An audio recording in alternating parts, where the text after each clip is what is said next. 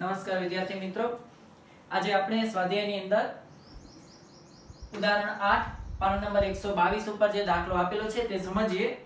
તો દાખલાની રકમ આપ સૌ વાંચી લેશો અને રકમમાં જણાવવામાં આવ્યું છે છેલ્લે કે ઉપરની માહિતી પરથી ભાગીદારી પેઢીના ચોપડે આમ નોંધ લખી પુનઃ મૂલ્યાંકન ખાતું તૈયાર કરો.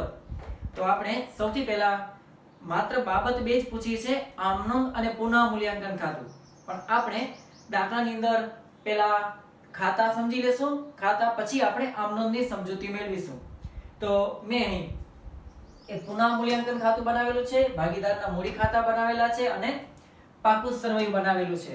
અગાઉ આ રીતના દાખલા આપણે જોઈ ગયા છીએ. આજે વધારે પ્રેક્ટિસ માટે એક આ દાખલાની સમજૂતી મેળવી લઈએ. તો સૌથી પહેલા પુનઃ મૂલ્યાંકન ખાતું, ત્રણ ભાગીદાર આપેલા છે, હરીશ, ધ્રુવીલ અને મનોજ, એના મૂડી ખાતા અને પાકું સરવૈયું, એનું હેડિંગ બરાબર જોઈ લેજો. 31/3/2017 ના રોજનું પુનઃ મૂલ્યાંકન બાદનું પાકું સરવૈયું, આ રીતનું હેડિંગ આપવાનું થશે. હવે આપણે દાખલાની શરૂઆત કરીએ. તો સૌપ્રથમ પાકા સરવૈયાની અંદર ભાગીદારના મૂડી ખાતાની જે બાકી આપેલી છે, શરૂઆતની મૂડી હરીશની 3,65,000, ધ્રુવીલની 3 લાખ અને મનોજની 1 લાખ રૂપિયા, આ મૂડીની બાકી ભાગીદારના મૂડી ખાતામાં નોંધી લઈએ. તો મૂડી ખાતામાં જમા બાજુ સૌથી પહેલા લખશું બાકી આગળ લાવ્યા. હરીશની મૂડી છે 3,65,000,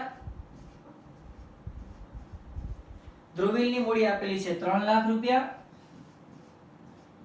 અને મનોજની મૂડી છે 1 લાખ રૂપિયા. સૌથી પહેલા ભાગીદારની મૂડીની શરૂઆતની બાકી લખી દીધી. હવે શરૂઆત કરીએ હવાલાથી. તો હવાલામાં પહેલા હવાલામાં કીધું છે જમીનની કિંમત 3,50,000 સુધી વધારવી અને મકાનની કિંમત 70,000 થી વધારવી.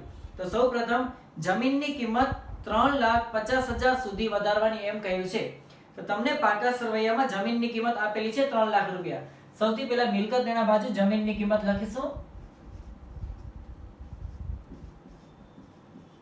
જમીનની કિંમત 3 લાખ રૂપિયા. સૂચના છે કે એની કિંમત 3,50,000 સુધી વધારવી. આની કિંમત 3,50,000 સુધી વધારવાની છે, એટલે કે આમાં વધારો થાય છે 50,000 રૂપિયાનો, ઉમેરશું વત્તા 50,000, એટલે જમીનની કિંમત થઈ ગઈ 3,50,000 રૂપિયા. હવે જમીનની કિંમતમાં જે વધારો થયો, જમીન આપણી મિલકત છે, મિલકતની કિંમતમાં વધારો થાય છે માટે આપણને ફાયદો થાય છે, એટલે 50,000 ની બીજી અસર પુનઃ મૂલ્યાંકન ખાતામાં જમા બાજુ લખશું 50,000 રૂપિયા. જે મિલકતમાં ફાયદો થયો છે મિલકતના નામ ઉપર જમા લખશું જમીન ખાતે. જમીનની કિંમતમાં વધારો નોંધી દીધો. ત્યાર પછી એ જ હવાલામાં કીધું છે મકાનની કિંમત 70,000 થી વધારવી. તો આપણે પાકા સરવૈયામાં મકાન આપેલા છે 4,80,000 ના. સૌથી પહેલા નોંધીએ મકાન 4,80,000. હવે એની કિંમતમાં કીધું છે 70,000 વધારવાના છે, તો એમાં ઉમેરી દઈએ વત્તા વધારો 70,000 રૂપિયા, એટલે ટોટલ થશે આ 5,50,000 રૂપિયા. મકાન એ આપણી મિલકત છે, મિલકતની કિંમતમાં વધારો થયો એટલે વધારાની બીજી અસર પુનઃ મૂલ્યાંકન ખાતામાં જમા બાજુ 70,000 રૂપિયા. વિગતમાં લખશું મકાન ખાતે. એટલે પહેલો હવાલો થઈ ગયો પૂરો. બીજો હવાલો યંત્રોની કિંમત 1,50,000 સુધી રાખવી. યંત્રો આપેલા છે 2 લાખ. મિલકત દેણા બાજુ યંત્રો આપેલા છે એમ જ લખી દઈએ યંત્રો 2 લાખ રૂપિયાના. સૂચના દીધી છે એની કિંમત 1,50,000 રાખવાની છે. આની કિંમત 1,50,000 રાખવાની, એટલે કે આની કિંમતમાં ઘટાડો કરવાનો, માઈનસ ઘટાડો. 1,50,000 રાખવા માટે 50,000 રૂપિયા ઘટાડો થશે. 2 લાખની કિંમત થઈ ગઈ છે 1,50,000, એટલે 50,000 રૂપિયાનો ઘટાડો. બાકી યંત્રની કિંમત 1,50,000 રૂપિયા. હવે આ યંત્ર ધંધાની મિલકત છે, મિલકતની કિંમત ઘટી અને મિલકતની કિંમત ઘટવાથી ધંધામાં નુકસાન થાય છે, માટે નુકસાનની બીજી અસર પુનઃ મૂલ્યાંકનમાં ઉધાર બાજુ 50,000 રૂપિયા. વિગતમાં લખશું યંત્રો ખાતે.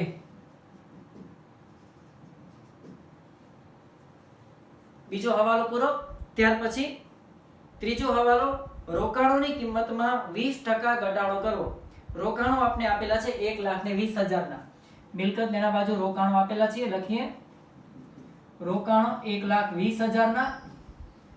સૂચના છે કે એની કિંમતમાં ઘટાડો કરવાનો છે 20%, માઈનસ ઘટાડો 1,20,000 ના 20% કાઢો તો થશે તમારા 24,000 રૂપિયા.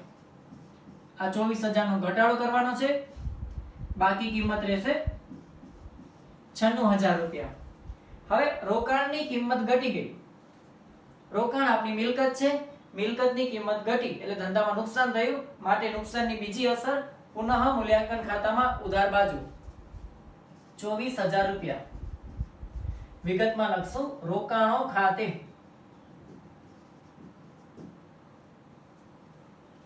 ત્રણ હવાલા પૂરા થયા.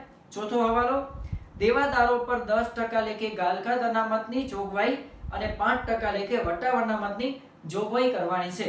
તો સૌથી પહેલા આપણે બાકાત સરવૈયામાં દેવાદારો આપેલા છે 80,000. મિલકત દેણા બાજુ જેમ છે એમ જ નોંધીએ.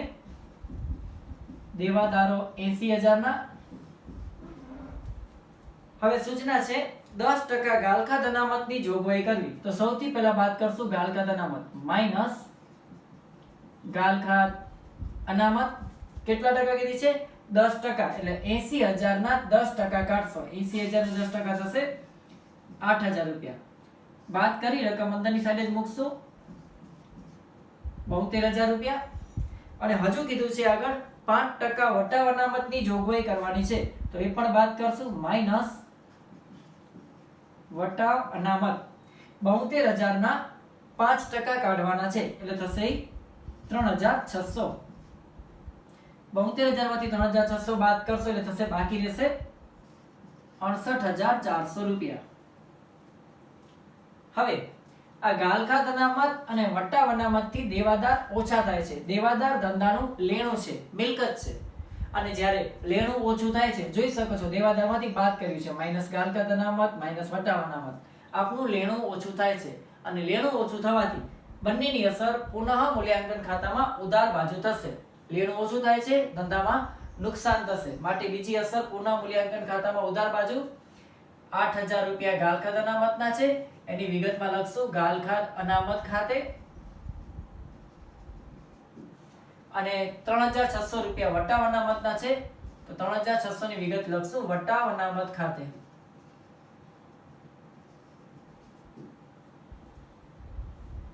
ચોથો હવાલો પૂરો. પાંચમો હવાલો, 50% સ્ટોકની કિંમતમાં 10% ઘટાડો કરવાનો છે. સ્ટોકનો હવાલો આવ્યો તો બાકાત સરવૈયામાં સ્ટોક આપેલ છે આપણને, આખા સ્ટોક લખેલ છે 15,000. એની નોંધ કરું છું. આખા સ્ટોક 15,000 રૂપિયા. હવે ઘટાડો કરવાનું કે છે, માઈનસ ઘટાડો. કેટલો ઘટાડો? તો જોજો 50% સ્ટોકની કિંમતમાં 10% ઘટાડો કરવાનો છે. 50% સ્ટોકની કિંમતમાં એટલે પહેલા 15,000 નો જે કુલ સ્ટોક છે એનો 50% સ્ટોક કાઢવાનો, એટલે કે 15,000 ગુણ્યા 50%, અથવા 15,000 ના અડધા કરો, 15,000 ભાગ્યા 2 કરો તો પણ તમને કિંમત મળશે. એટલે 15,000 ના 50% એટલે કેટલા થશે? 7,500. કેલ્ક્યુલેટરમાં આમ ટાઈપ કરી શકો છો. 15,000 ગુણ્યા 50% એટલે તમને કિંમત મળશે 7,500 રૂપિયા. હવે એમ કહેવા માંગે છે 50% સ્ટોકની કિંમતમાં, એટલે કે આ 7,500 ની કિંમતમાં 10% ઘટાડો કરવાનો છે. તો આ 7,500 ના 10% કાઢવાના છે. 7,500 ના 10% કેટલા થશે? 750 રૂપિયા થશે. એટલે સ્ટોકની કિંમતમાં 750 રૂપિયાનો ઘટાડો કરવાનો છે. તો એ ઘટાડો થશે 750. બાકી કિંમત રહેશે 14,250. હવે આ આખા સ્ટોક ધંધાની મિલકત છે. મિલકતની કિંમત ઘટી, ધંધામાં નુકસાન થયું. નુકસાનની બીજી અસર પુનઃ મૂલ્યાંકન ખાતામાં ઉધાર બાજુ 750 રૂપિયા. વિગતમાં આખર સ્ટોક ખાતે. ત્યાર પછી ચોપડે નહીં નોંધેલ ચૂકવવાના બાકી ખર્ચા રૂપિયા 2,000 ના છે. ચૂકવવાના બાકી ખર્ચા ચોપડામાં નોંધવાના બાકી છે અત્યારે ચૂકવવાના બાકી ખર્ચા આપણે 18,000 આપેલા છે, તો મૂડી દેવા બાજુ લખી દઈએ ચૂકવવાના બાકી ખર્ચા 18,000 આપેલા છે. હવાલામાં કીધું છે 2,000 હજી નોંધવાના બાકી છે. હવે નોંધશું તો વધશે, વધતા વધારો 2,000 નો, એટલે કુલ ચૂકવવાના બાકી ખર્ચા થઈ જશે 20,000 રૂપિયા. હવે આ ચૂકવવાના બાકી ખર્ચ આ ધંધાનું દેવું છે, દેવું વધ્યું, દેવામાં વધારો થવાથી ધંધામાં નુકસાન થશે, માટે નુકસાનની બીજી અસર પુનઃ મૂલ્યાંકન ખાતામાં ઉધાર બાજુ 2,000 રૂપિયા ચૂકવવાના બાકી ખર્ચ ખાતે. ત્યાર પછી છેલ્લો હવાલો, અગાઉથી ચૂકવેલ ભાડું ₹3,000 ચોપડે નોંધવાનું બાકી છે. અગાઉથી ચૂકવેલ ભાડું, ભાડું અગાઉથી ચૂકવી નાખ્યું છે, હવે રૂપિયા એના પાછા લેવાના થશે, આપણું લેણું બનશે, એટલે 3,000 રૂપિયાની બીજી અસર. એક અસર પાકા સરવૈયામાં મિલકત લેણા બાજુ અગાઉથી ચૂકવેલ ભાડું 3,000 રૂપિયા મિલકત લેણા બાજુ નોંધ કરી, ધંધાની મિલકત વધી, મિલકત વધવાથી ધંધામાં ફાયદો થશે, માટે ફાયદાની બીજી અસર પુનઃ મૂલ્યાંકન ખાતામાં જમા બાજુ 3,000 રૂપિયા વિગતમાં અગાઉથી ચૂકવેલ ભાડા ખાતે. હવાલા બધા પૂરા થઈ ગયા. હવે છેલ્લે પાકા સરવૈયાની અંદર ફેરફાર વિનાની વિગત છે એ એમને મૂકી દેવાની છે. સૌથી પહેલા મૂડી દેવા બાજુ ભાગીદારની મૂડી આપેલી છે, એના મૂડી ખાતામાં લખી દીધી છે. પછી છે બેંક લોન, આ બેંક લોનમાં કોઈ ફેરફાર નથી આવ્યો, માટે મૂડી દેવા બાજુ એમ જ લખી દેશું બેંક લોન 4,50,000 રૂપિયા. ત્યાર પછી લેણદારો, એમાં પણ કોઈ ફેરફાર નથી, લેણદારો 1,00,000 રૂપિયાના. દેવી હુંડી, એમાં પણ કોઈ ફેરફાર નથી આવ્યો, એમ જ નોંધી દેશું 32,000 રૂપિયા.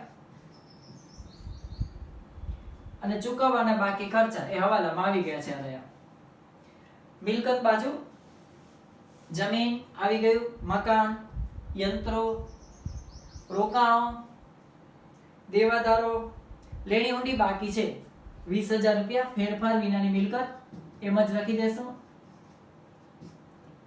લેણી હુંડી 20,000 રૂપિયાની. ત્યાર પછી બેંક સિલક બાકી છે, એમ જ લખી દઈએ જેના રૂપિયા 1,00,000. પછી રોકડ સિલક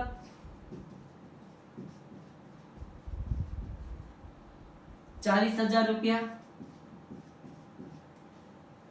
ત્યાર પછી મળવાની બાકી આવક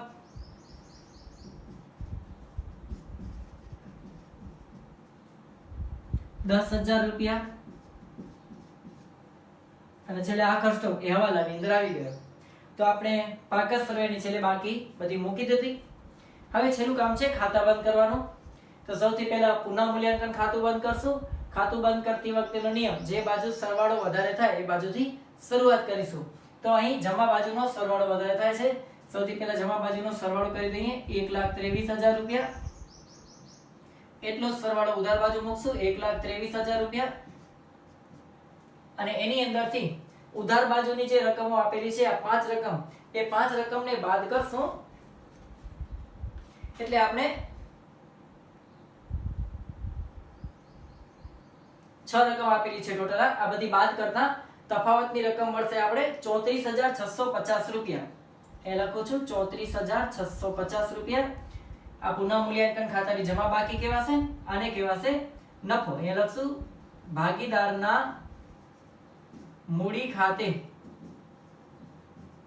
નફો. હવે આ નફો છે ત્રણેય ભાગીદાર હરીશ, ધ્રુવીલ અને મનોજ વચ્ચે વહેંચી દેવાનો છે. તો ત્રણેય વચ્ચે વહેંચી દઈએ. હરીશ, ધ્રુવીલ અને મનોજ ત્રણેય ભાગીદાર વચ્ચે એના નફા નુકસાનના જૂના પ્રમાણમાં વહેંચી દેવાનું છે. નફા નુકસાનનું જૂનું પ્રમાણ તમને રકમમાં આપી દીધું છે 3:2:1. આ પ્રમાણમાં નફાને વહેંચવાનો છે. તો નફાની વહેંચણી કેમ કરવાની તમને ખબર છે, અગાઉ શીખી ગયા. 3 + 2 + 1 ટોટલ થશે 6. એટલે જો હરીશના ભાગનો નફો કાઢવો હશે તો કેમ મળશે, 34650 ગુણ્યા 3 ભાગ્યા 6 કરશો એટલે હરીશના ભાગનો નફો મળશે, જે તમારો નફો આવશે 17325 રૂપિયા. આવી જ રીતે ધ્રુવીલના ભાગનો નફો કાઢી લઈએ. ધ્રુવીલના ભાગનો નફો 34650 ગુણ્યા 2 ભાગ્યા 6 કરશું એટલે ધ્રુવીલના ભાગનો નફો મળશે, જે આવે છે 11550 રૂપિયા. અને છેલ્લે મનોજના ભાગનો નફો કાઢી લો, એ નફો આવે છે 5775 રૂપિયા. હવે આ નફો છે એ નફો સીધો ભાગીદારના મૂડી ખાતામાં કરશું જમા, માટે નફાને બીજી એન્ટ્રી ભાગીદારના મૂડી ખાતામાં જમા બાજુ વિગતમાં લખશું. પુનઃ મૂલ્યાંકન ખાતે નફો. ત્રણેય ભાગીદારનો પોતપોતાનો નફો એના મૂડી ખાતામાં જમા કરી દઈએ. 17325 11550 અને 5775.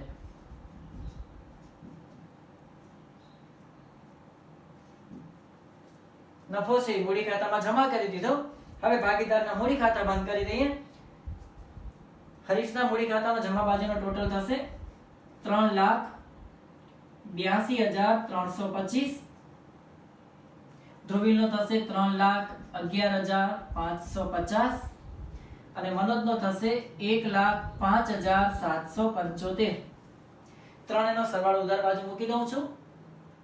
3,82,325 પછી 3,11,550 અને 1,05,775. ઉધાર બાજુ કોઈ રકમ હોત બાકી નથી, માટે આટલી જ બાકી નીકળશે. 3,82,325 3,11,550 અને 1,05,775. વિગતમાં લખી દઈશું. બાકી આગળ લઈ ગયા. ત્રણેય ભાગીદારની આખરની મૂડી મળી ગઈ. ત્રણેય ભાગીદારની મૂડી પાકા સરવૈયામાં મૂડી દેવા બાજુ હેડિંગ લખી દેશું. મૂડી. પ્રથમ ભાગીદાર હરીશ, પછી ધ્રુવીલ અને મનોજ. હરીશની આખરની મૂડી 3,82,325. ધ્રુવીલની આખરની મૂડી છે 3,11,550 અને મનોજની આખરની મૂડી છે 1,05,775. ત્રણેયની મૂડીનો સરવાળો કરી દઈએ છીએ, જે સરવાળો તમારો થશે 7,99,625. ત્રણેયની મૂડીનો સરવાળો 650 7,99,650. હવે સૌથી છેલ્લે પાકા સરવૈયાનો બંને બાજુનો સરવાળો કરી દેશું, જે સરવાળો તમારો સરખો થવો જોઈએ. તો એ સરવાળો થાય છે તમારો 14,01,650. એટલો જ મિલકત બાજુ 14,01,650. તો આ એક એવો દાખલો જેને આપણે ખાતાની સમજૂતી મેળવી. તમને ખાલી ચોપડીમાં એટલું પૂછવામાં આવ્યું હતું પુનઃ મૂલ્યાંકન ખાતું તૈયાર કરો. તો પુનઃ મૂલ્યાંકન ખાતું તો બની ગયું, પણ આપણે પુનઃ મૂલ્યાંકન ખાતાની સાથે સાથે ભાગીદારના મૂડી ખાતા અને પાકા સરવૈયાની પણ સમજૂતી મેળવી. કારણ કે આના પછીનો જે ચેપ્ટર છે સ્વાધ્યાય નંબર 5, સ્વાધ્યાય નંબર 6, એની અંદર આ બધી પુનઃ મૂલ્યાંકન ખાતાની બાબતો આપણે સમજવાની આવે છે. માટે એ બધી બાબત આપણે હમણાંથી જ ખ્યાલ આવી જાય એટલે પ્રેક્ટિસ માટે આપણે આ દાખલાની સમજૂતી મેળવી. હવે જો તમને આ દાખલા ઉપરથી આમનોંધ કરવાની થાય તો આમનોંધ કેવી રીતે બનાવવાની તો એ તમને સમજાવી દઉં છું. હું આમનોંધ લખતો નથી. અગાઉ એક વિડિયોની અંદર મેં આમનોંધ લખેલી મેં તમને બતાવી હતી. હવે તમે આમનોંધ કરી શકશો. આમનોંધ કેમ કરવાની હું તમને સમજાવી દઉં છું. આમનોંધનું પત્રક બનાવી લેશો. પછી પત્રકની અંદર આમનોંધ લખવા માટે શરૂઆત પુનઃ મૂલ્યાંકન ખાતાથી કરશું. સૌથી પહેલા 50,000 ની આમનોંધ કરવાની. આ 50,000 પુનઃ મૂલ્યાંકન ખાતે ઉધાર કરેલા છે. પુનઃ મૂલ્યાંકન ખાતે ઉધાર છે 50,000 રૂપિયા. તો આની આમનોંધ શું બનશે 50,000 ની? પુનઃ મૂલ્યાંકન ખાતે ઉધાર 50,000 તે યંત્ર ખાતે 50,000. બીજી આમનોંધ 24,000 ની પુનઃ મૂલ્યાંકન ખાતે ઉધાર 24,000 તે રોકાણો ખાતે 24,000. પુનઃ મૂલ્યાંકન ખાતે ઉધાર 8,000 તે ગાલખાદ અનામત ખાતે 8,000. પુનઃ મૂલ્યાંકન ખાતે ઉધાર 3,600 તે વટાવ અનામત ખાતે 3,600. પુનઃ મૂલ્યાંકન ખાતે ઉધાર 750 તે આખર સ્ટોક ખાતે 750. પુનઃ મૂલ્યાંકન ખાતે ઉધાર 2,000 તે ચૂકવવાના બાકી ખર્ચ ખાતે 2,000. પછી જમા બાજુ આ 50,000 રૂપિયા પુનઃ મૂલ્યાંકન ખાતામાં જમા છે તો જમીન ખાતે ઉધાર છે એમ બોલાય. તો આમ નોંધ બનશે જમીન ખાતે ઉધાર 50,000 તે પુનઃ મૂલ્યાંકન ખાતે જમા 50,000. 70,000 ની આમ નોંધ મકાન ખાતે ઉધાર 70,000 રૂપિયા તે પુનઃ મૂલ્યાંકન ખાતે જમા 70,000 રૂપિયા. અગાઉથી ચૂકવેલ ભાડાની નોંધ 3,000 ની અગાઉથી ચૂકવેલ ભાડા ખાતે ઉધાર 3,000 રૂપિયા તે પુનઃ મૂલ્યાંકન ખાતે જમા 3,000 રૂપિયા. અને છેલ્લે આ પુનઃ મૂલ્યાંકન ખાતાનો જે નફો છે આ નફાની આમ નોંધ જે થશે પુનઃ મૂલ્યાંકન ખાતે ઉધાર 34,650. પુનઃ મૂલ્યાંકન ખાતે ઉધાર 34,650 તે હરીશના મૂડી ખાતે 17,325 તે ધ્રુવીલના મૂડી ખાતે 11,550 તે મનોજના મૂડી ખાતે 5,775. આટલી તમને આમ નોંધ કરવાની થાય છે.